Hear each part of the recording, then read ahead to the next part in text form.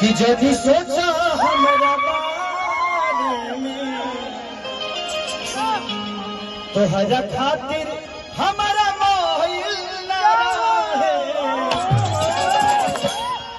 ये प्यार कल है बरसो के कायल न रहे भुला गइलू वैसे जैसे भाईल न। कौन गाना गा दी बताओ लो।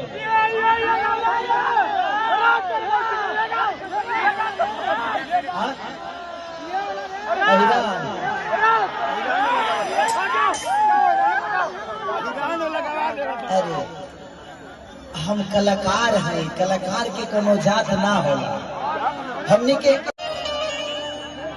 अरे खोटा से खोटी है कतरा के झूले